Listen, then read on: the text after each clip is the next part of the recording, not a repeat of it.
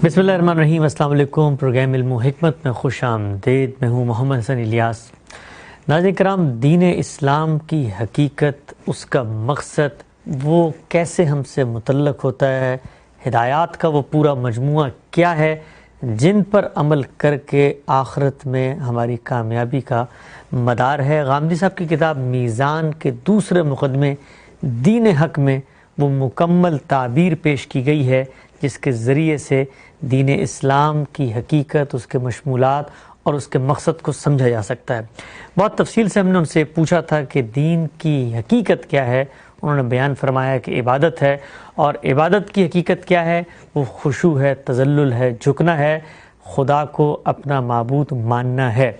आज की इस बहस को हम आगे बढ़ाएंगे और गामदी साहब से ये पूछेंगे कि मज़हब इस्लाम की ये पूरी हिदायत किन चीज़ों पर मुश्तमिल है, इसका कंटेंट यानी मशमूलात क्या हैं, और जानेंगे कि अल्लाह ताला हमसे क्या मुतालबात है जो इस कंटेंट के ज़रिए पूरे करवाने चाहता है। इस बहस को लेकर एक दफ़ा फिर हाज़िर खिदमत हैं हमारे साथ तशरीफ़ फरमा साबिक़ जनाब जावेद अहमद गामदी साहब। अस्सलाम वालेकुम गामदी साहब। हम सब बहुत शुक्रिया आपके वक्त का। गुज़िश्ता नशिस्तों में हमने आपसे बहुत तफसील से समझा था कि इबादत है जो दीन की हकीकत है, और इबादत की जो हकीकत है वो झुकना है, खुशू है, तज़ल्लुल है, आजी है, इनकिसारी है, खुदा को अपना खालिक और मालिक मानना है। उस बहस को आज हम आगे बढ़ाते हैं। ये बताइएगा कि ये तसव्वुर, ये एहसास इंसान के अंदर उजागर हो गया, उसके बाद ये मरासिम उबूदियत में ढला। अब एक आदमी जब दीन की तरफ मुस्बत तौर पे मुतवज्जे होता है तो वो ये चाहता है कि वो मज़हब के कंटेंट को जाने, उसके मशमूलात का जायज़ा ले। आपने इस पर इब्तदान गुफ्तगू की थी कि दो ही चीज़ें हैं जो कुरान हमें बताता है कि बतौर कंटेंट या मशमूलात के दीन के पूरे मजमूई स्ट्रक्चर में वाज़ेह हैं, और वो है किताब व हिकमत। सवाल मेरा आपसे ये है कि किताब से क्या मुराद है और हिकमत से क्या मुराद है। बिलूम किताब से हम ये आम किताबें मुराद लेते हैं, और हिकमत से दानाई खैर की बात कही जाती है। कुरान मजीद ख़ुद इन इस्तिलाहात को कैसे बयान करता है? इससे पहले जो कुछ हम बयान कर चुके, अगर उसका ख़ुलासा करें तो वो ये है कि दीन, जिसको हम अल्लाह का दीन कहते हैं, उसकी कुरान मजीद ने हकीकत हमें बता दी कि वो क्या है। वो अल्लाह की बंदगी है, अल्लाह की इबादत है। अल्लाह की इबादत का मफ़हूम क्या है? आम तौर पर जब इबादत का लफ्ज़ बोला जाता है तो उससे मरासिम अबूदियत सामने आ जाते हैं, जैसे नमाज है, जैसे रोज़ा है, जैसे एतिकाफ़ है। तो ये बताया कि इबादत की हकीकत खुज़ू और तज़ल्लुल है। ये हमारे बातिन में कुछ चीज़ों को पैदा करने का बायस बनता है। हमने समझा कि वो क्या चीज़ें हैं, ये बातिनी इबादत है। इसके बाद इसका ज़ाहिर सामने आता है। ज़ाहिर सबसे पहले अपना ज़हूर करेगा मरासिम अबूदियत में, यानी परस्तिश के मरासिम में, जैसे रुकू है, जैसे सुजूद है, जैसे क़याम है, जैसे कुर्बानी है, जैसे एतिकाफ़ है। ये मरासिम अबूदियत हैं। ज़ाहिर में जब वो एहसास आएगा तो इन्हीं सूरतों में नुमायाँ हो जाएगा। फिर हमने ये देखा कि अल्लाह ताला ने चूँकि हमें जिस दुनिया में भेजा है, इस दुनिया में हम एक अमली ज़िंदगी गुजारते हैं, तो अमली ज़िंदगी में इस इबादत का ज़हूर इताअत की सूरत में होता है। यानी यहाँ गोया अगर अल्लाह ताला, अगर हमारा परवरदिगार, अगर वो माबूद जिसकी हम परस्तिश करते हैं, अगर वो हस्ती जिसके साथ हमारा ताल्लुक़ अब्द और माबूद का है, हमें कोई हुक्म देती है, किसी चीज़ का पाबंद करती है, किसी चीज़ को हमारे लिए पसंदीदा करार देती है, तो हम उसको इख्तियार करेंगे। तो ये इताअत है। यहाँ मैंने आपसे अर्ज़ किया कि तरतीब के एक मसले को दुरुस्त रखना चाहिए, यानी असलन इबादत परस्तिश के मरासिम की सूरत में नुमायाँ होगी। वो उसकी हकीकत है। वो ऐसे ही है कि जैसे मोहब्बत का ताल्लुक़ मियाँ बीवी के दरमियान असल की हैसियत रखता है। ये बात कि अमली ज़िंदगी में एक ने क्या फ़राइज़ अंजाम देने हैं और दूसरे ने क्या खिदमत करनी है, ये सब चीज़ें गोया उसका नतीजा है या उसका तकाज़ा है। तो इताअत इबादत ही का एक हिस्सा है, लेकिन वो ऐसे तरतीब के साथ नमूदार होती है। फिर हमने ये देखा कि ये जब इताअत, इबादत, ये सारी चीज़ें हमारे सामने आ जाती हैं तो ये तकाज़ा कर रही होती हैं कि इनके पीछे कोई माबाद तिबियाती एहसासात हों, कोई परवरदिगार होगा, कोई माबूद होगा, कोई कायनात का मालिक होगा। ये तसव्वुर पैदा करेंगे तो इसके नतीजे ही में हम اللہ تعالیٰ کی عبادت کا کوئی تصور بھی پیدا کر سکیں گے، دین کا کوئی تصور بھی پیدا کریں گے؟ تو اس کے بعد جب یہ چیز سامنے آ جاتی ہے اور مراسم عبودیت میں اس کا ظہور بھی ہو جاتا ہے، تو پھر ظاہر ہے کہ اطاعت کے بھی کچھ مظاہر ہوں گے، کچھ اخلاقی اساسات ہوں گی جن کو ہمیں ملحوظ رکھنا ہوگا، کچھ شریعت کے احکام ہوں گے۔ یہ سب چیزیں جب مل جاتی ہیں تو یہ کیا چیز بنتی ہے؟ الدین، یا دین حق، اللہ تعالیٰ کا سچا دین۔ میں نے آپ سے عرض کیا تھا کہ دنیا میں جتنے ادیان موجود ہیں وہ بھی اصل میں اسی طریقے سے بنتے ہیں، یعنی ان سے اختلاف یہ نہیں ہوتا کہ ہم کسی دین کے پیروں ہیں اور وہ کوئی مذہب ہے، نہیں، وہ دین ہی ہے۔ عربی زبان میں دینی کا لفظ اس کے لیے اختیار کیا جاتا ہے۔ قرآن مجید سے میں نے آپ کو بتایا کہ قریش مکہ جس چیز کو دین سمجھتے تھے اس کو بھی دین ہی کہا گیا ہے۔ اسی طرح سے سیدنا یوسف جس ملک میں رہتے تھے وہاں پر بھی اللہ تعالیٰ نے دین الملکی کے الفاظ استعمال کیے ہیں۔ تو دین ہی ہے جو ایک لفظ ہے عربی زبان میں جو اس طریقے کے لیے اختیار کیا جاتا ہے جس کے پیچھے کچھ مابعد طبیعتی اساسات ہوتی ہیں، جس کو کچھ اخلاقی حدود کی پابندی کرانا ہوتی ہے، اور جس کے بعد کچھ مراسم وجود میں آ جاتے ہیں، وہ عبودیت کے بھی ہو سکتے ہیں اور وہ اطاعت کے بھی ہو سکتے ہیں۔ یعنی اطاعت ظاہر ہے قوانین میں، شریعت میں ظاہر ہو جاتی ہے، اور یہ چیز کسی نہ کسی درجے میں ہر جگہ آپ کو مل جاتی ہے۔ یہ جو دین ہے، اب یہ بن گیا نا، دین وجود میں آ گیا، یہ دین ہے کیا؟ تو اب اس کا کانٹینٹ دیکھنا ہوگا۔ یعنی اب تک ہم نے کیا دیکھا؟ اس کی حقیقت، اس کے دین بننے کا عمل۔ اب اس کے بعد ہم یہ دیکھ رہے ہیں کہ اس کا کانٹینٹ کیا ہے۔ اس پر ہم نے اپنی پچھلی نشست ختم کی تھی جس میں میں نے یہ بتایا تھا کہ خود قرآن مجید نے یہ بتا دیا ہے کہ اس کا کانٹینٹ دو چیزوں پر مشتمل ہے، یعنی اس کے محتویات، اس کے مشمولات کو اگر آپ دیکھیں کیا چیزیں ہیں جن کو ہم دین کہتے ہیں، تو قرآن مجید نے ایک بڑی تقسیم یہ کی ہے کہ وہ دو چیزیں۔ اور یہ دیکھیے اس کو خود قرآن مجید کس طرح سے بیان کرتا ہے۔ یہ میں آپ کو وہ آیات بتاتا ہوں، اس سے آپ اندازہ کر سکیں گے کہ قرآن کا اپنا بیان کس طرح ہے۔ میں نے لکھا ہے اس عبادت کے لیے، یعنی یہ عبادت جس کو ہم نے اس کی حقیقت کے لحاظ سے سمجھا، اس کے باطنی ظہور کے لحاظ سے سمجھا، اس کے ظاہر میں جو مراسم پیدا ہوتے ہیں ان کے لحاظ سے سمجھا، اس کی بنیاد پر جو دین کا تصور بنتا ہے اس کو اخذ کیا۔ اس عبادت کے لیے جو مابعد طبیعتی اور اخلاقی اساسات خدا کے اس دین میں بیان ہوئی ہیں، یعنی اب کیا ہوگا؟ ظاہر ہے کہ بندگی کرنی ہے، جس کی بندگی کرنی ہے وہ کون ہے، اس کی صفات کیا ہیں، یہ مابعد طبیعتی اساسات ہیں۔ یہ بات کہ مجھے بندگی کرنی ہے تو بندگی میرے کس حادثے کا نتیجہ ہے؟ وہ میرے حادثہ اخلاقی کا نتیجہ ہے۔ تو اخلاقی اساسات ہو گئیں۔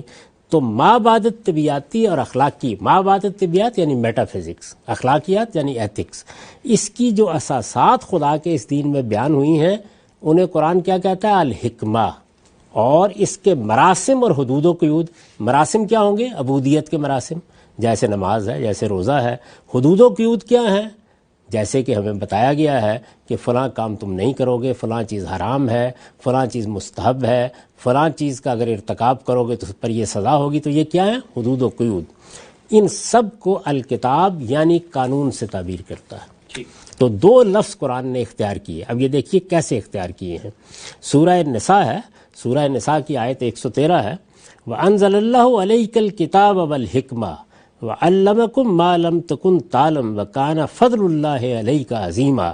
اللہ نے تم پر کتاب نازل کی یعنی قانون، اور اپنی حکمت نازل فرمائی، وہی جس کی میں تشریح کر چکا، اور اس طرح تمہیں وہ چیز سکھائی ہے جو تم نہیں جانتے تھے، اور اللہ کی تم پر بڑی عنایت ہے۔ تو یہ دیکھیے خود بتایا ہے کہ یہ جو دین نازل کیا ہے اللہ تعالیٰ نے، وَأَنزَلَ اللَّهُ عَلَيْكَ الْكِتَابَ وَالْحِكْمَةَ، وہ اپنے کانٹینٹ، اپنے محتویات کے لحاظ سے کیا ہے؟ یعنی اللہ تعالیٰ نے قرآن نازل کیا، اللہ تعالیٰ نے اپنی کتاب اپنے پیغمبر کو دی، وہ کتاب دی تو کہا کہ اس کی آیتیں پڑھ کے سناؤ۔ ایک بیان یہ ہے، یہ کتاب کے نزول کا بیان ہے۔ یہاں پر کیا کہا؟ یہاں پر یہ فرمایا کہ ہم نے تمہیں جو چیز دی ہے وہ کیا ہے۔ تو ایسا ہوتا ہے نا کہ اللہ نے قرآن مجید ہمیں دیا ہے، قرآن مجید ہے کیا؟ کیا ہے اس میں؟ تو فرمایا دین کے لحاظ سے اللہ تعالیٰ نے جو ہدایت تمہیں دی ہے وہ اس قرآن میں دی ہے یا اس قرآن کے علاوہ دی ہے، وہ دو چیزیں ہیں، ایک قانون اور دوسرے حکمت۔ یہاں غلطی کیا لگی؟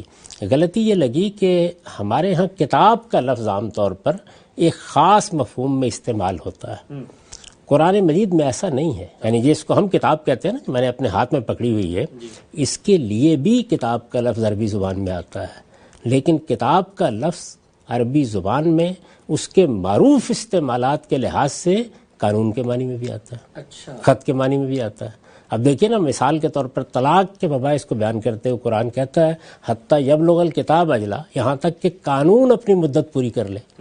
تو وہاں پر تو کتاب کا اور کوئی مطلب ہو ہی نہیں سکتا.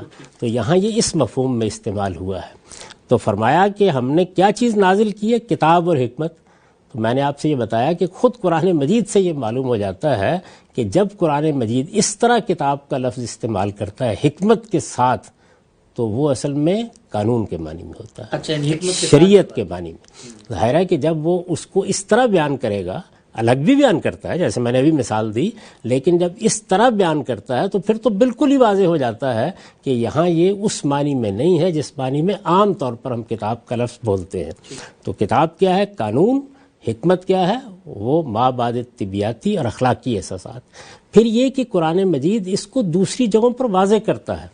مثال کے طور پر آپ دیکھیے کہ سورہ بنی اسرائیل میں قرآن نے یہ بیان کیا ہے کہ ہم نے آپ کو یہ اخلاق کی تعلیمات دی ہیں. وہ تمام اخلاق کی تعلیمات احکام عشرہ کی صورت میں بیان کی ہیں، اور آخر میں جا کے کہا ہے کہ یہ تمہارے پروردگار کی حکمت ہے جو اس نے تم پر نازل کی. اسی طرح ازواج مطہرات کو خطاب کیا تو کہا کہ تمہارے ہاں جو اللہ کی آیتیں پڑھی جا رہی ہیں اور جو حکمت سکھائی جا رہی ہے اس کا چرچا کرو. تو مختلف جگہوں پر. اسی طرح انجیل کے بارے میں بیان کیا کہ ہم نے مسیح علیہ السلام کو حکمت عطا فرمائی تھی.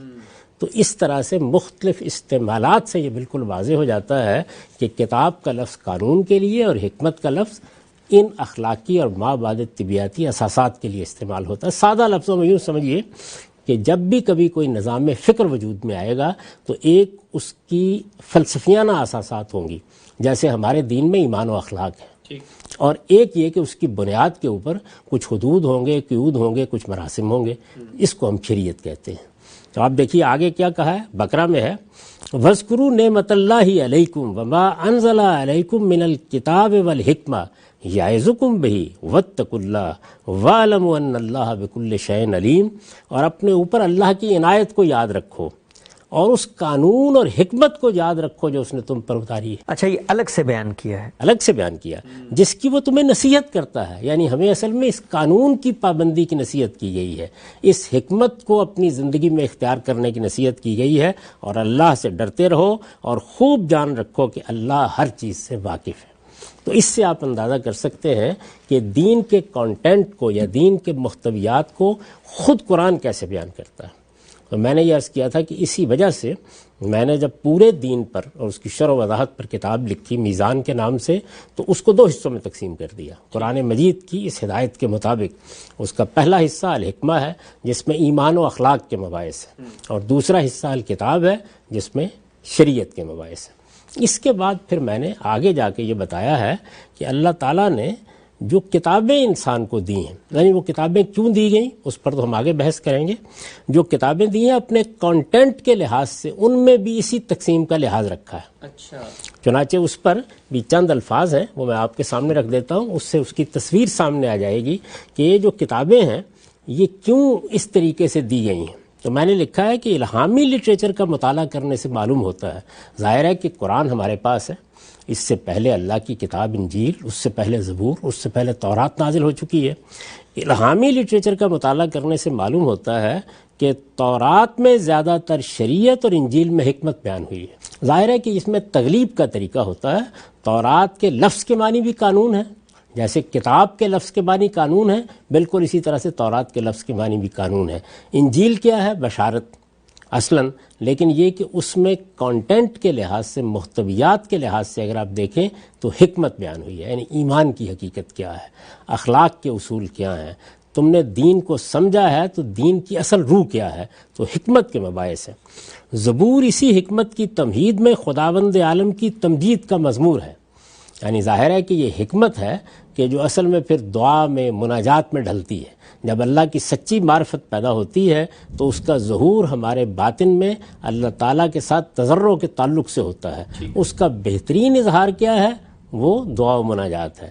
تو زبور میں آپ کو وہ چیزیں ملتی ہیں، اور قرآن ان دونوں کے لیے ایک جامع شہپارہ ادب اور صحیفہ انذار و بشارت کی حیثیت سے نازل ہوا ہے۔ اب قرآن میں کیا ہوا ہے، دین کا یہ کانٹینٹ بھی پورا آ گیا ہے، یعنی ظاہر ہے صرف وہ چیزیں چھوڑی گئی ہیں کہ جو پہلے سے موجود تھیں اور ان کی تاکید کر دی گئی ہے بالاجمال کہ انہیں اختیار کر لیا جائے، جیسے دین ابراہیمی کی روایت ہے یا انبیاء علیہم السلام کی سنت ہے۔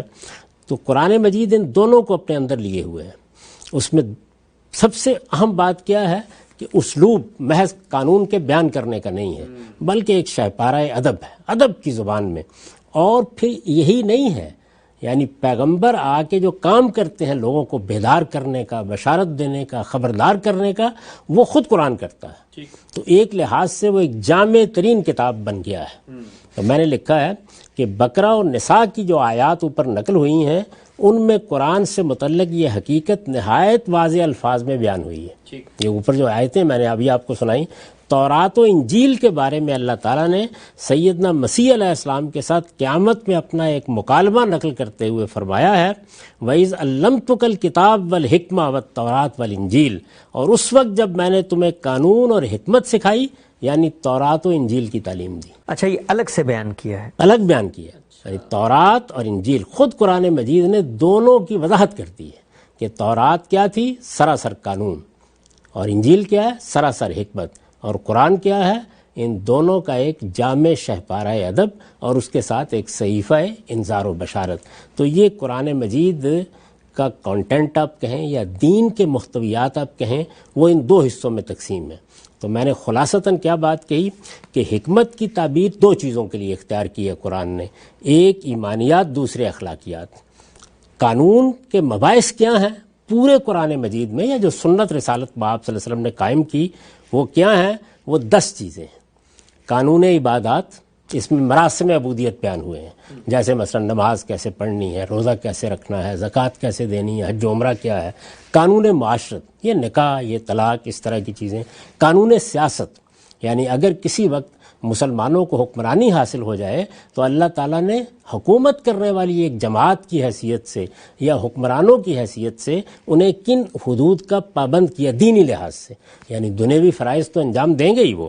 قانون معیشت، جب آپ کاروبار کرتے ہیں، بازار میں جاتے ہیں، معاملات کرتے ہیں، وہاں دین آپ کو کن چیزوں کا پابند کرتا ہے۔ قانون دعوت، آپ اللہ کا پیغام لے کے دنیا میں نکلیں گے تو اس میں آپ نے اللہ کے اس پیغام کو کس طریقے سے پہنچانا ہے، اس کے لیے حکمت عملی کیا ہوگی، اس میں تقسیم کیا ہوگی۔ قانون جہاد، اگر کسی موقع پر ظلم کے خلاف جنگ کرنی پڑ جائے، اس میں اللہ کا حکم کیا ہے، کیا یہ اللہ کے حکم کے تحت ہوگی؟ اس کے بھی کچھ حدود ہیں، قیود ہیں۔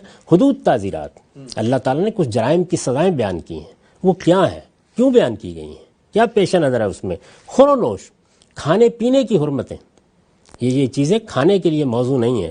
طیبات حلال ہیں، تمام خبائث حرام ہیں، اس کی تفصیلات۔ رسوم آداب، جن میں آپ کو یہ بتایا گیا ہے، مثلا آپ نے دائیں ہاتھ سے کھانا کھانا ہے، مثلا آپ نے اللہ کا نام لے کر کھانا کھانا ہے، مثال کے طور پر آپ کو چھینک آ جائے تو آپ نے الحمدللہ کہنا ہے، مثال کے طور پر آپ نے کسی سے ملنا ہے تو السلام علیکم کہنا ہے، جواب دینے والا وعلیکم السلام کہے گا۔ اسی طرح تطہیر بدن کی بہت سی چیزیں ہیں جو بتائی گئی ہیں، تدفین کیسے کرنی ہے، تجہیز و تکفین کیسے ہوگی، اسی طرح بہت سی دوسری چیزیں، عید الفطر، عید الاضحیٰ وغیرہ۔ قسم اور کفارہ قسم، کسی وقت اللہ کی قسم کھا بیٹھیں اور اس کو آپ توڑ دینا چاہیں تو اس کے لیے کیا کفارہ عائد ہوا ہے، یعنی کسی دینی مصلحت کے تحت، کسی اخلاقی تقاضے کے تحت۔ تو یہ 10 چیزیں ہیں، یہ عنوانات ہیں جن میں وہ پورا قانون بیان ہو جاتا ہے جو اللہ تعالیٰ نے ہمیں دیا ہے۔ میں اس سے پہلے عرض کر چکا کہ اقامت دین، یعنی دین کو پوری طرح اختیار کرو، اس کا مطلب کیا ہے، یعنی دین میں کیا کچھ ہے تو دین میں یہ کچھ ہے، یہ بیان کریں۔ ٹھیک ہے، ہم سبھی تو بہت تفصیل سے آپ نے بیان کیا کہ کتاب و حکمت سے کیا مراد ہے۔ قرآن مجید نے خود ان کو دوسری جگہوں پر استعمال کر کے کیسے ان کے معنی مفاہیم کو واضح کیا ہے۔ میں تھوڑا سا بحث کو آگے بڑھانا چاہتا ہوں۔ یہ مجھے بتائیے گا کہ جب آپ یہ فرماتے ہیں کہ دین ہمیشہ سے ایک ہے اور دین کا کانٹینٹ کتاب و حکمت ہی رہے گا، تو یہ جو پچھلی کتابیں تھیں ان میں سے بعض کتابیں آپ نے فرمایا تھا کہ خاص کر دی گئی ہیں، تورات جو ہے وہ سرتسر قانون ہے اور انجیل کے اندر جو ہے وہ حکمت بیان ہوئی ہے، تو اگر دین ایک ہے اور تمام انبیاء ایک ہی دین لے کے آتے ہیں تو پھر یہ بعض کتابوں میں یہ جو دین کا مجموعی کانٹینٹ اور مشمولات ہیں ان میں سے صرف ایک چیز کیوں خاص ہو گئی؟ اس لیے کہ اللہ کے پیغمبر یہ دین لے کے آتے ہیں نا، دین کا اصل ماخذ اللہ کے پیغمبر کی ذات ہوتی ہے۔ تو اگر فرض کر لیجئے کہ قانون کے معاملات کے بارے میں کوئی بڑا مسئلہ نہیں ہے تو حکمت بتائی جائے گی، اور اگر قانون تو واضح کر دیا ہے لیکن یہ کہ اس سے متعلق کچھ ایسے مباحث ہیں جو لوگوں کے لیے غلط فہمی کا باعث بن رہے ہیں تو ان کی تفصیلات کی جائیں گی۔ تو جب تورات نازل کی گئی تو اس کے نزول کا جو مقصد ہے یا جو چیز اس کے لیے باعث بنی وہ یہ تھی کہ پہلی مرتبہ زمین کے اوپر ایک اللہ تعالیٰ کی منتخب قوم کو اقتدار ملنے والا تھا، یعنی اللہ تعالیٰ نے یہ فیصلہ کیا کہ ایک علاقے کو وہ خالی کرائیں گے، فلسطین کا علاقہ، بنی اسرائیل وہاں آباد ہوں گے، وہاں توحید کا ایک مرکز ہوگا۔ اب ایک قوم وہاں منتقل ہو رہی ہے، یعنی کوئی ایک فرد نہیں منتقل ہو رہا کہ آپ اٹھے اور آپ امریکہ میں چلے گئے یا برطانیہ میں چلے گئے، ایک قوم منتقل ہو رہی ہے، پورا علاقہ خالی کرا کے ان کو دیا جا رہا ہے۔ تو وہاں اب باقاعدہ کوئی نظم اجتماعی قائم ہوگا۔ اب یہ ضروری محسوس ہوا کہ ایک پورا کا پورا قانون بتایا جائے۔ وہ قانون کا حصہ جو فرد سے متعلق ہے وہ پہلے سے چلا آ رہا تھا، اس کی ظاہر ہے کہ کچھ تجدید کر دی گئی، اس کے بارے میں کچھ مزید تاکید کر دی گئی، اور اس کے ساتھ اجتماعی زندگی کی ذمہ داریوں کے بارے میں ان کو خبردار کیا گیا۔ یہ حکمت بھی انبیاء علیہم السلام کے ذریعے سے بتائی جا رہی تھی، لیکن پھر کتاب کا موضوع اس لیے بنی کہ بنی اسرائیل نے اس کو فراموش کیا، انہوں نے قانون کو ایک بے روح قسم کے ضابطے میں بدل کے رکھ دیا۔ اس کے پیچھے ایمان کی اور اخلاق کی جو حرارت اور قوت ہونی چاہیے اس سے محرومی ہوئی۔ تو اس وجہ سے پھر اس میں یہ بات کی گئی۔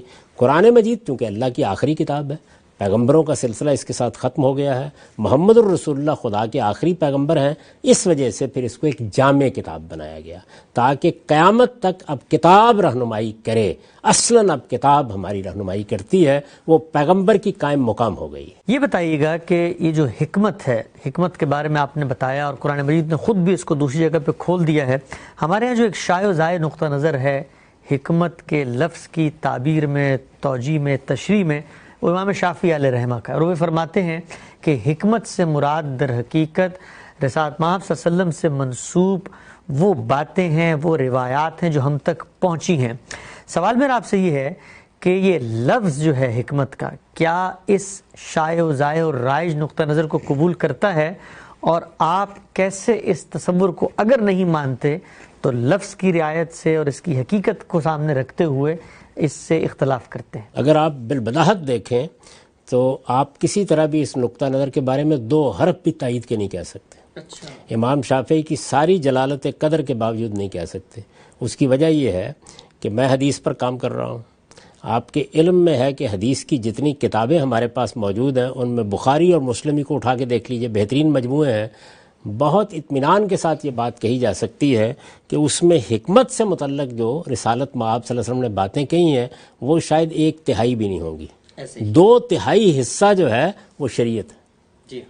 یعنی آپ کی حدیث کی کتابیں کن ابواب کو شامل کیے ہوئے ہوتی ہیں؟ یہ کتاب الطہارت ہے، یہ کتاب الوضو ہے، یہ کتاب الحیض ہے، یہ کتاب الصلاۃ ہے، یہ کتاب الصوم ہے۔ یہ سب کیا ہے؟ قانون اور شریعت۔ تو اس وجہ سے یہ بات ہی ٹھیک نہیں ہے۔ قرآن مجید میں بھی دونوں چیزیں ہیں، حدیثوں میں بھی دونوں چیزیں ہیں، اس لیے کہ حدیثوں میں رسالت مآب صلی اللہ علیہ وسلم کوئی نیا دین نہیں بیان فرما رہے، بلکہ وہ دین جو قرآن اور سنت میں آپ نے بیان فرما دیا ہے اس کے بارے میں گفتگو کر رہے ہیں۔ تو وہ گفتگو کبھی قانون کے بارے میں ہوتی ہے، کبھی حکمت کے بارے میں ہوتی ہے۔ اصل میں اللہ کا جو دین دیا گیا ہے، یعنی جو قرآن اور سنت میں دیا گیا ہے، جو پیغمبر لے کے آتے ہیں، اور سنت کے بارے میں کئی بار عرض کر چکا کہ وہ اجماع اور تواتر سے منتقل ہونے والی ہدایت ہے۔ تو وہ دونوں کا مجموعہ ہے، اس میں قانون بھی ہے، اس میں حکمت بھی ہے۔ یعنی حکمت میں کیا ہے؟ ہمارے ایک آیت اور قانون میں کیا ہے؟ شریعت کی چیزیں، عبادات کی چیزیں. ابھی میں نے آپ کو بتایا کہ اسے 10 عنوانات کے تحت بیان کیا جا سکتا ہے. اگر آپ غور کر کے دیکھیں تو یہ دونوں چیزیں جس طرح قرآن میں ہے بالکل اسی طرح حدیث میں بھی ہے. تو اس لیے اس کو الگ الگ تو کیا ہی نہیں جا سکتا.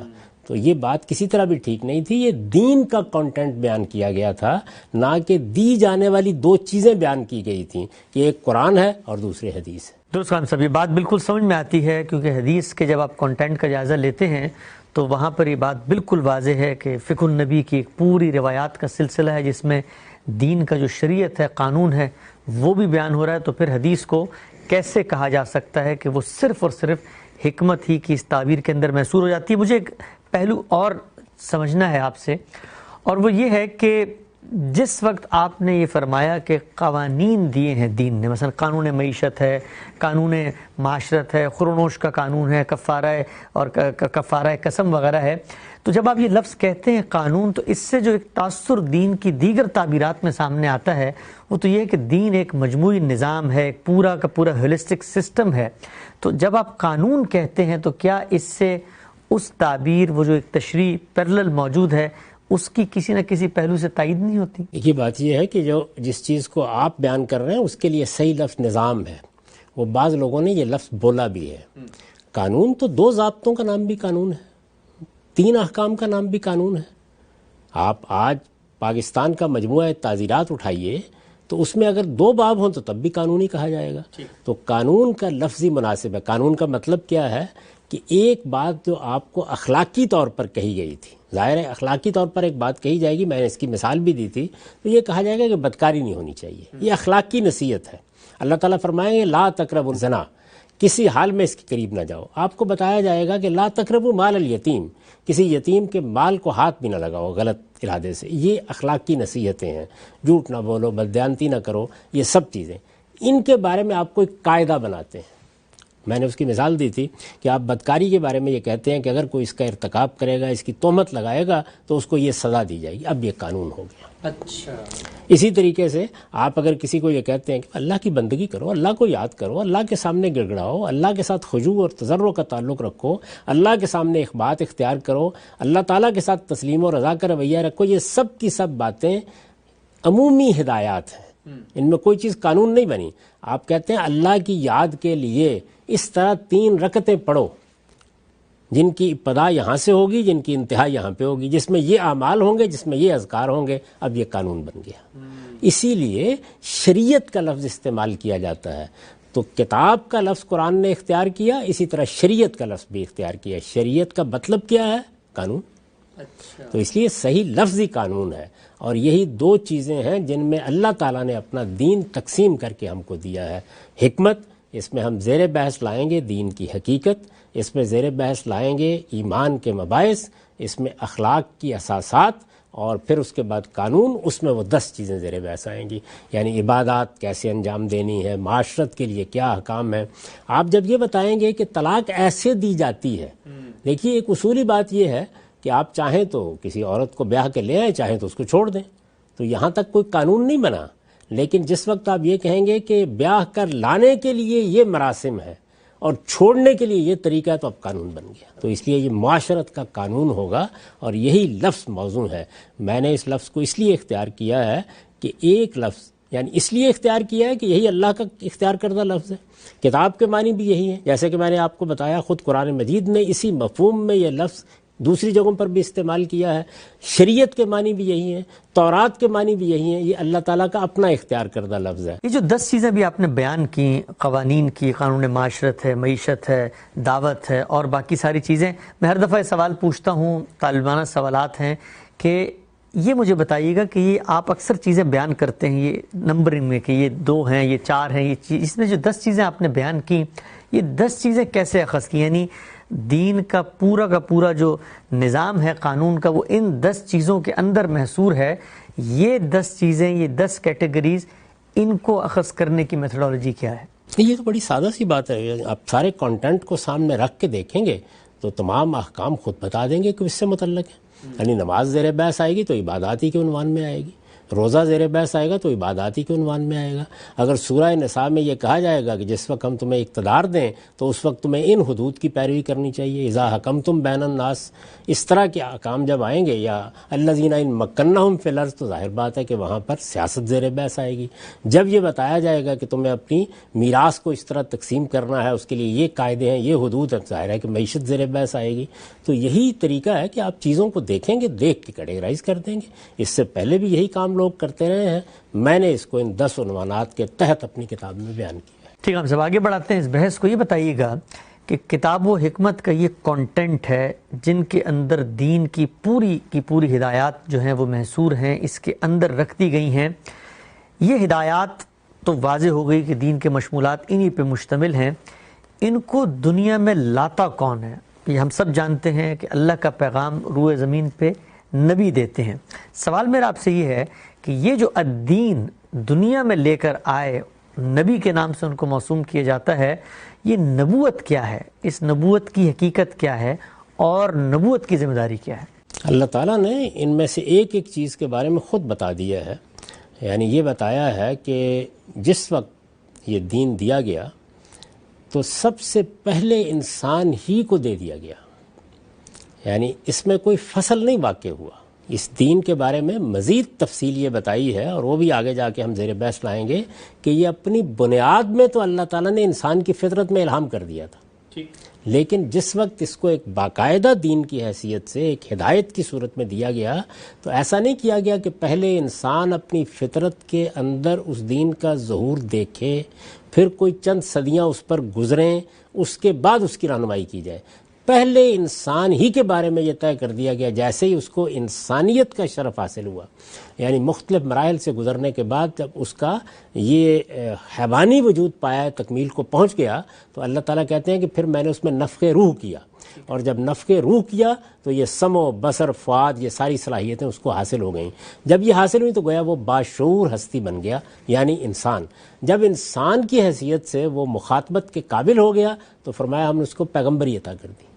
یعنی آدم صرف ابو الآبائی نہیں ہے، پہلے انسان ہی نہیں ہے، اس کے ساتھ وہ پہلے پیغمبر بھی ہیں.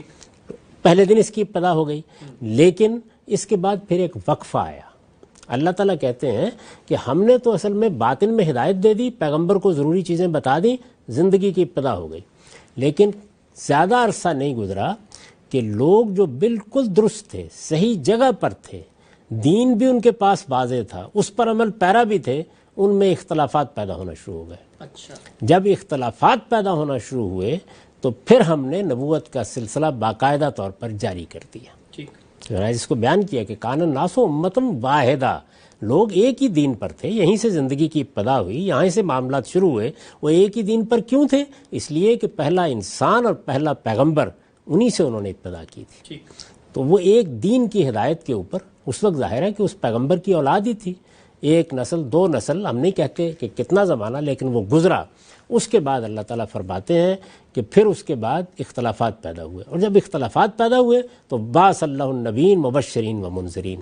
اب اس کے بعد کس لیے نبی بھیجے گئے؟ مبشرین و منذرین.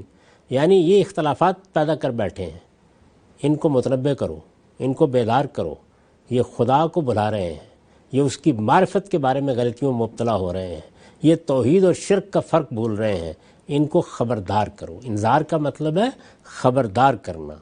تو اللہ نے نبی بھیجے مبشرین و منذرین. انہیں بتاؤ کہ دنیا کی یہ زندگی ایک عارضی زندگی ہے، اس زندگی کے بعد تمہیں اس پروردگار کے سامنے جواب دہ ہونا ہے، ایک دن اس کی ملاقات کا دن ہے. اس کے لیے ان کو خبردار بھی کرو، بیدار بھی کرو، غفلت سے جگاؤ بھی، اور اس کے ساتھ ان کو بشارت بھی دو کہ اگر یہ صحیح رویہ اختیار کریں گے تو اگلی زندگی میں ان کو کیا ملے گا. تو نبیوں کی دعوت کا اصلی ہدف یہ ہے، یعنی وہ دنیا کو یہ طریقے بتانے نہیں آئے کہ ان کو دنیا کیسے چلانی ہے. دنیا کو چلانے کے لیے اللہ تعالیٰ نے انسان کو بہت عقل دے رکھی ہوئی ہے. وہ یہ بتانے کے لیے آئے تھے کہ خبردار ہو جاؤ، دنیا کی اس زندگی میں الجھ کر کہیں آخرت کو فراموش نہ کر بیٹھو. تو آخرت کی منادی کرنے کے لیے آئے، اسی لیے ان کو مبشرین و منذرین کہا جاتا ہے. یہ کیا ہوتی ہے نبوت؟ یعنی اللہ تعالیٰ ہم انسانوں میں سے اپنے علم کے تحت کسی انسان کا یعنی کسی اور مخلوق کا نہیں، کسی انسان کا انتخاب فرماتے ہیں، اور انتخاب فرما کے اس کو اپنی مخاطبت کا شرف بخشتے ہیں، اور اسے یہ ذمہ داری دیتے ہیں کہ وہ اب لوگوں میں جا کے اللہ کی ہدایت پہنچائے، ان کو خبردار کرے، ان کو بشارت دے۔ تو نبوت یہ ہے، یعنی نبوت میں گویا ایک طرف سے اللہ کی مخاطبت ہوتی ہے، دوسری جانب ایک ذمہ داری، ایک مشن دیا جاتا ہے۔ وہ مشن کیا ہے؟ مبشرین و منذرین، اور وہ لوگوں کو ظاہر ہے جب انذار کریں گے، لوگوں کو خبردار کریں گے، تو کس معاملے میں کریں گے؟ ان ضلالتوں اور گمراہیوں کے بارے میں کریں گے نا جن میں وہ پڑے ہوئے ہوں گے، تو وہ ہدایت پھر بتاتے ہیں۔ ہدایت موجود تھی پہلے دن سے، اس کی تجدید کرتے ہیں، کہیں غلطی ہو رہی تھی اس کی اصلاح کرتے ہیں، کوئی بدعت اس میں داخل ہو گئی تھی اس کی نفی کرتے ہیں۔ اس طرح دین کو اس کی اصل ہدایت پر قائم کر دیتے ہیں، اور ساتھ لوگوں کو انذار اور بشارت کرتے ہیں۔ یہ نبوت ہے۔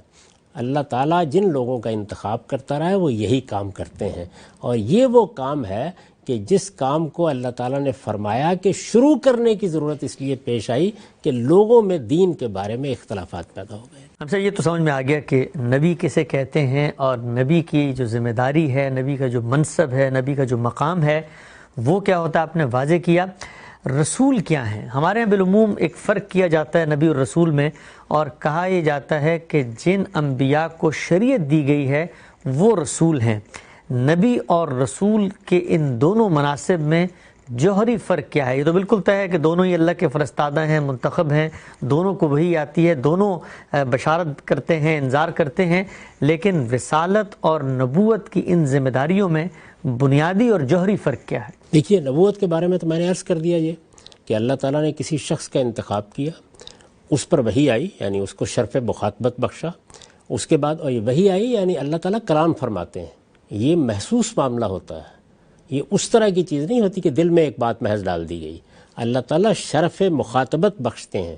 اس کو اسی لیے سورہ شورى میں بیان کیا ہے، ما کان لبشر ان یکلمہ اللہ، یعنی اللہ تعالیٰ جب کلام کا فیصلہ کرتے ہیں تو کن طریقوں سے کلام کرتے ہیں، وہاں طریقے بیان کیے گئے ہیں کہ 3 طریقوں سے کلام کیا جاتا ہے، لیکن کلام کیا جاتا ہے، شرف مخاطبت حاصل ہوتا ہے۔ اب اس کے بعد جا کے آپ نے انذار کرنا ہے، بشارت دینی ہے، لوگوں کو بتانا ہے۔ یہ گویا ایک طرح سے دعوت کا کام ہے جو پیغمبر کے سپرد کر دیا جاتا ہے۔ ان میں سے یعنی نبیوں میں سے اللہ تعالیٰ بعض نبیوں کا انتخاب کرتے ہیں، یعنی اب دیکھیے انسانوں میں سے نبیوں کا انتخاب، نبیوں میں سے بعض کا انتخاب کرتے ہیں اور ان کو رسالت کے منصب پر فائز کر دیتے ہیں۔ اور رسالت کیا ہے؟ رسالت یہ ہے کہ کسی قوم کا انتخاب کر کے اس قوم کے لیے اللہ کی دینونت، اللہ کی عدالت زمین پر برپا کر دی جائے، یعنی وہ جزا و سزا جو قیامت میں ہونی ہے، وہ جزا و سزا قومی سطح پر ایک قوم کے لیے اسی زمین پر پہلے مرحلے میں سامنے آ جائے۔ یہ کیوں کرتے ہیں؟ اس لیے کہ میں نے آپ سے عرض کیا کہ نبی کیا کام کرنے کے لیے آئے تھے؟ قیامت کے بارے میں انذار، قیامت کے بارے میں خبردار کرنا، قیامت کے بارے میں بیدار کرنا۔ لوگ قیامت ہی کو نہیں مان رہے ہوتے، یا علمی طور پر رد کر رہے ہوتے ہیں یا عملاً رد کر رہے ہوتے ہیں۔ اب قیامت ہوگی، قیامت ایک واقعہ ہے، اس عالم کو ایک نئے عالم میں بدلنا ہے، اس کے بعد ہم سب کو اللہ سے ملاقات کرنی ہے، حاضر ہونا ہے۔ اس کو جب لوگ نہیں مانتے تو اللہ تعالیٰ کسی قوم کا انتخاب کر کے کسی نبی کو رسالت کا منصب دے دیتے ہیں کہ اب وہ اتمام حجت کرے گا، وہ اپنی قوم پر حق واضح کرے گا، اور اس قوم کا قومی سطح پر، انفرادی فیصلے تو قیامتی میں ہونے ہیں، قوم کا قومی سطح پر یہاں فیصلہ ہوگا۔ یہ جو فیصلہ ہے یہاں پہ ہونا، یہ رسولوں کے سپرد کیا جاتا ہے۔ قرآن مجید میں رسول کا لفظ اپنے لغوی پہلو سے بھی استعمال ہوا ہے، یعنی سب اللہ کے فرستادے جیسے فرشتوں کے لیے استعمال ہوا ہے، نبیوں کے لیے بھی استعمال ہوا ہے، لیکن نبیوں میں سے جب ایک خصوصی منصب کے اوپر بعض لوگوں کو فائز کیا جاتا ہے تو اب فرق واقع ہوتا ہے۔ یعنی وہ فرق کیا ہے؟ دعوت وہی، پیغام وہی، انذار وہی، بشارت وہی، سب کچھ وہی، لیکن اللہ تعالیٰ اب دنیا میں فیصلہ کریں گے۔ یہ دنیا میں فیصلہ جس ہستی کے ذریعے سے ہوتا ہے، نبیوں میں سے ان کو رسول کہا جاتا ہے۔ چنانچہ اسی وجہ سے سورہ حج میں یہ کہا ہے کہ وَمَا أَرْسَلْنَا مِن قَبْلِكَ مِن نَبِيٍّ وَلَا رَسُولٍ، ہم نے تم سے پہلے جو نبی اور جو رسول بھی بھیجا ہے۔ اور بالکل درست لکھا زمخشری نے اس پر کہ یہ ایک بین واضح دلیل ہے کہ یہ دونوں الگ الگ منصب ہیں۔ روایتوں سے بھی یہی معلوم ہوتا ہے. بلکہ دیکھیے وہ جو رات کی دعا رسالت میں آپ صلی اللہ علیہ وسلم نے سکھائی تو اس میں کیا الفاظ ہیں؟ بے نبی کالذی ارسلت، یعنی میں ایمان لایا تیرے اس نبی پر جس کو تو نے رسول بنا کر بھیجا ہے. تو اس میں ایک صحابی نے پڑھنے میں غلطی کی تو آپ نے تصحیح کی کہ نہیں یہ ہے میری حیثیت، یعنی میں نبی ہوں جسے اللہ نے رسول بنا کر بھیجا ہے. تو جس نبی کو اللہ رسول بنا کے بھیجتے ہیں وہ گویا زمین پر خدا کی عدالت لگا دیتا ہے آ کے، اور اس قوم کا فیصلہ ہو جاتا ہے. ٹھیک ہے صاحب. اچھا یہ بتائیے گا کہ آپ اکثر یہ فرماتے ہیں کہ دین کی ہدایت تو سب سے پہلے فطرت میں اللہ تعالیٰ نے ڈالی، ابتدا سے چل رہی ہے. آدم علیہ السلام پہلے نبی تھے. یہ نبی اور رسول میں جو فرق کیا جاتا ہے، ایک عام نقطہ نظر یہ ہے کہ شاید رسالت کا منصب کوئی فضیلت کا منصب ہے، یعنی انبیاء میں سے بعض کو فضیلت دے کے رسول کے مقام پر مقرر کیا جاتا ہے. سوال میرا آپ سے یہ ہے کہ جو خدا کی مجموعی اسکیم ہے ہدایت کی، اس میں نبوت اور رسالت کا فرق کیا کیوں جاتا ہے؟ یعنی کیوں ہوتا ہے کہ بعض انبیاء کو رسول بنا کر دنیا میں بھیجا جاتا ہے؟ یعنی ایک پیغمبر کو، ظاہر ہے کہ سب پیغمبروں کو فضیلتیں تو ملی ہوئی ہیں، وہ فضیلتیں تو اللہ تعالیٰ دیتے ہی ہیں. یہ کوئی معمولی فضیلت ہے کہ ہم میں سے ایک شخص کا انتخاب ہوا اور اللہ تعالیٰ نے اس کو شرف مخاطبت بخشا. اس کے بعد اور کیا فضیلت ہو سکتی ہے؟ یہ تو آخری درجے کی چیز ہے، اور اس کو ہمارے لیے اسوہ بنا دیا، ہمارے لیے حجت بنا دیا. تو فضیلت کی بحث نہیں ہے، بحث یہ ہے کہ ذمہ داری میں فرق کیا ہے. یعنی نبی آئے گا، یہ ہو سکتا ہے کہ قوم مان لے، یہ ہو سکتا ہے انکار کر دے، یہ ہو سکتا ہے کہ وہ نبی کو دنیا ہی سے رخصت کرنے میں آمادہ ہو جائے. یعنی کتنے نبی ہیں کہ جن کو قتل کر دیا گیا، کتنے نبی ہیں جنہیں گھروں سے نکال دیا گیا، کتنے نبی ہیں جنہیں جلاوطن کر دیا گیا، کتنے نبی ہیں کہ جن کے ساتھ یہ معاملہ ہوا کہ ان کے سر کاٹ کر رقاصاؤں کے سامنے پیش کر دیے گئے. تو نبی ایک دعوت دیتا ہے، پیغام پہنچاتا ہے، نتیجہ نہیں نکالتا. یعنی ان نبیوں میں سے جن کو رسالت کے منصب پر فائز کیا جاتا ہے وہ پھر نتیجہ لے آتے ہیں سامنے، وہ نتیجہ جس کے لیے نبی انذار کرتے ہیں، جس کے لیے بشارت دیتے ہیں. چنانچہ بنی اسرائیل کی تاریخ آگے جا کے ہم عرض کریں گے کہ اس کی خصوصی نوعیت کیا ہے، وہ ہمارے سامنے ہے، قرآن نے بیان کر دی ہے. سیدنا موسیٰ کیا ہیں؟ نبی جن کو رسول بنایا گیا. سیدنا مسیح کیا ہیں؟ ان کے ہاں آخری نبی جنہیں رسول بنایا گیا. درمیان میں بہت سے نبی آئے ہیں. تو اپنے کام کے لحاظ سے کوئی فرق نہیں ہے، لیکن ایک ذمہ داری یہ ہے کہ آپ نے پیغام پہنچانا ہے، نتیجہ نکلے نہ نکلے، لوگ مانے نہ مانے، کوئی فرق نہیں پڑتا. اور ایک چیز یہ ہے کہ نہیں، نتیجہ نکالنا ہے یہاں پر، اور وہ نتیجہ کیا ہے کہ اللہ کی عدالت لگے گی. جو لوگ پیغمبر کو مانیں گے، اس کی ہدایت پر عمل پیرا ہوں گے، ان کو نجات ملے گی، سرفرازی حاصل ہوگی. اور جو لوگ اس کا انکار کر دیں گے جانتے بوجھتے، ان کو زمین پر سزا دی جائے گی. اس کو قرآن مجید نے سورہ یونس میں بطور ایک قانون کے بیان کیا ہے، بڑی وضاحت سے بتایا ہے کہ ہم پیغمبر کیسے بناتے ہیں، ان میں سے رسالت کے منصب پر کیسے لاتے ہیں، ان کے لیے ہمارا قاعدہ یہ ہے. تو وہاں بطور ایک قانون، بطور ایک قاعدہ کلیہ کے بیان فرمایا ہے کہ ہمارا طریقہ یہ ہے کہ وَلِكُلِّ أُمَّةٍ رسول، ہم ہر قوم میں ایک رسول بھیجتے رہے ہیں. یعنی نبی تو آتے ہی رہے ہیں، ہر قوم میں ایک زمانے تک رسول بھیجتے رہے ہیں. فَإِذَا جَاءَ رَسُولُهُمْ قُضِيَ بَيْنَهُمْ بِالْقِسْطِ، پھر جب ان کا رسول آ جاتا ہے تو اس کے بعد اس قوم کی تقدیر کا فیصلہ کر دیا جاتا ہے. قُضِيَ بَيْنَهُمْ بِالْقِسْطِ وَهُمْ لَا يُظْلَمُونَ. جس طرح قیامت میں افراد پر کوئی ظلم نہیں ہوگا، اسی طرح یہاں یہ ہوگا. پھر قوموں کے بارے میں بتایا ہے قرآن مجید میں کہ سب قومیں ایک ترتیب کے ساتھ دنیا کے اسٹیج پر لائی جا رہی ہیں. قومیں، افراد کا معاملہ بالکل الگ ہے، ایک ترتیب کے ساتھ لائی جا رہی ہیں. ان میں سے کچھ ہلاک ہو رہی ہیں، کچھ پر عذاب آ رہا ہے. ہلاک ہو رہی ہیں جس طرح کے انسان طبعی موت مرتے ہیں، تو قومیں بھی اسی طریقے سے پیدا ہوتی ہیں، شباب کو پہنچتی ہیں، اس کے بعد ہلاکت کی نظر ہو جاتی ہیں. لیکن ان میں سے بعض قوموں کو اللہ تعالیٰ نے رسولوں کی قوموں کی حیثیت سے منتخب کیا، اور پھر اس دنیا میں ان پر رسولوں نے اپنی عدالت قائم کی. اس عدالت کے بعد فیصلہ ہوا، فیصلے کے تحت پھر وہ عذاب سے دوچار ہو گئیں، جیسے قوم نوح، جیسے قوم سمود، جیسے قوم عاد. تو قرآن مجید ان قوموں کا ذکر کرتا ہے پھر جو عربوں کے ہاں جانی پہچانی اقوام تھی.